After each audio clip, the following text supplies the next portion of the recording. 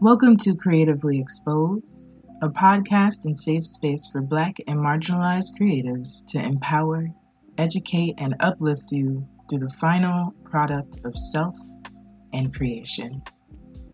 Bring a homie, share with a homie, and enjoy the show. Welcome back to Creatively Exposed, and this is the final episode of the season, y'all. It has been a ride. It has been a very fun and crazy ride. I didn't really know where it was going to go, but I am so happy that you've been here this whole time with me. I am still in my living room, surrounded slightly by chaos, but it's a transition that I am in, and so here we are. You will probably still hear the wonderful background calming sound of water.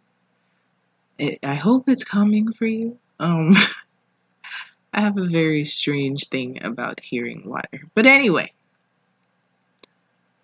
I think today what I want to talk about is something that I believe I need, and so I'm hoping that it is something that you may need, right?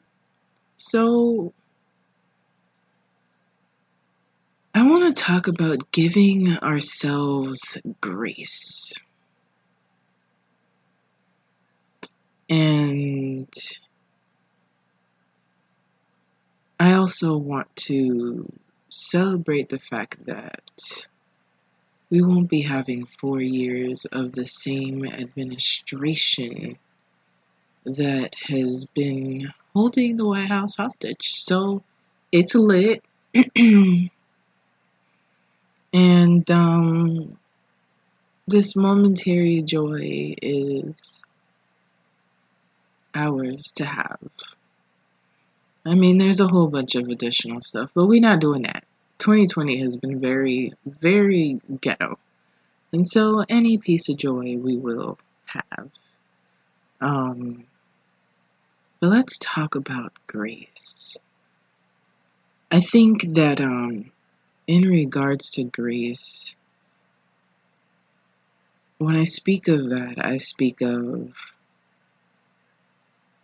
something that I learned in therapy, where my therapist basically repeated the same things to me about like my own self-criticisms, and asked that if someone else said this about themselves, what would your response be? And how can you grant that same compassion and love and open-mindedness with someone you love, right? And so it's like that meme where it's like, if I ask you to name the things that you love, how long will it take to name yourself? And in this past week, which was, in some parts tumultuous, in other parts beautiful and inspiring, I had the pleasure of being a part of a Black business event held by May Rain, and it's a local event, a vendor pop-up, and again, surrounded by Black businesses. And the world was coming down because it's Florida, and we randomly had a tropical storm. And still, like, the vibration, the joy, the hustle vibes were abundant. And so beforehand, I think events still make me a little bit nervous because my expectations are, I don't know, in the roof, right? And I'm all the way down here like, well, I'm missing this and this isn't exactly perfect and all of these things. And it's like, we have all of these like markers of when we should be proud of ourselves. And usually when I say we, I'm talking to myself. But if it hit, it hit. You know what I'm saying? So I hope you feel me. All of these markers of when I get here, I'll be proud.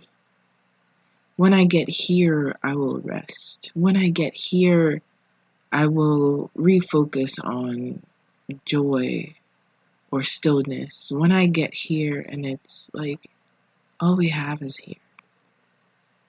All we have is present.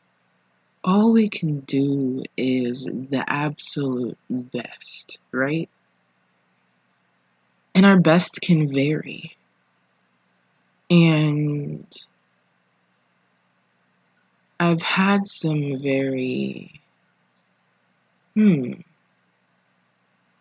critical language towards myself. And I realized, like, also because I've been poured in by wonderful people, it's like legit, we're human. And no matter how above and beyond, mistakes can be made. Sometimes we can overlook things. Sometimes we'll trip, fall, bust our ass. But it's how do we get up and move forward from there? How do we add ease into some of this madness that is life? We are deserving of ease.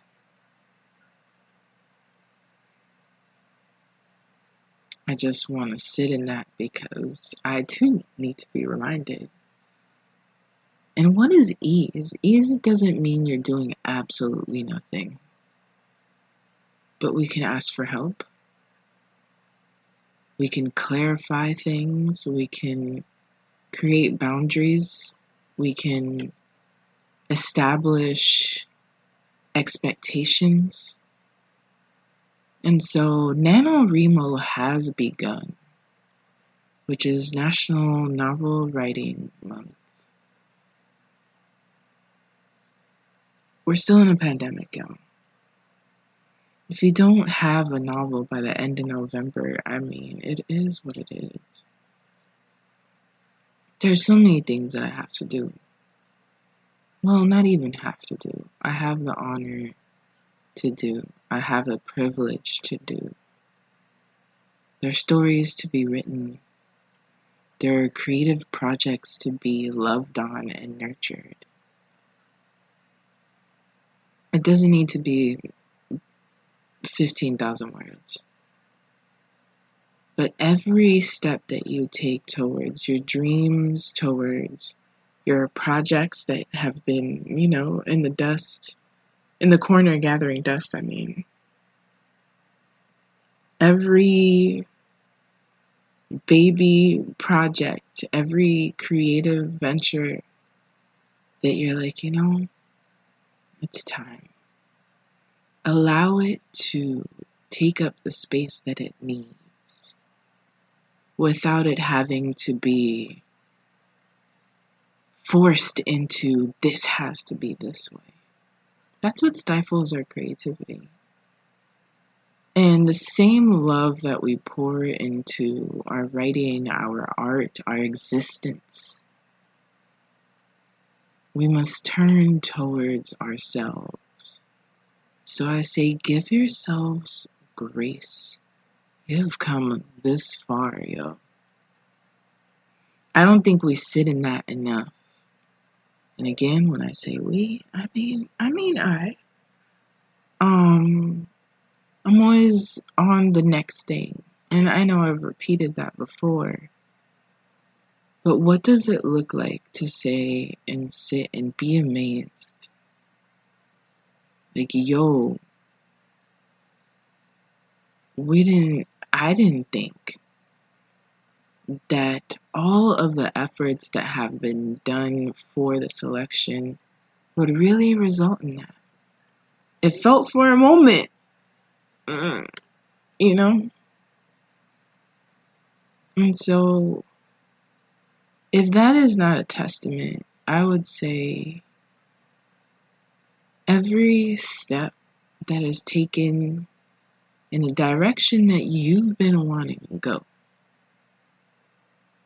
even if sometimes you have to step back to then move forward. There is a saying that ni para atrás para coger impulso. What does that mean? Not even looking back or stepping back to gain impulse, but sometimes we do. It's kind of like putting your feet against the pool, right? Just to like push yourself forward. Sometimes we gotta move a little bit back just to zoom out, to see the big picture so we can zone in, tap in to the smaller details. And so if anything hasn't really been going your way, or a project has been delayed, or something just doesn't quite feel just right, or not moving fast enough, I first have asked myself, have you done everything that you could do? And what is enough? Is enough at the expense of yourself? Or is there enough that, okay, I have random things making noises in this house. Alright, spirits. Wow, I even lost my train of thought, y'all. But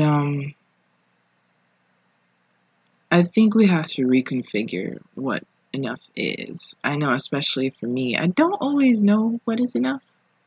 And so sometimes I am completely doing way too much most of the time.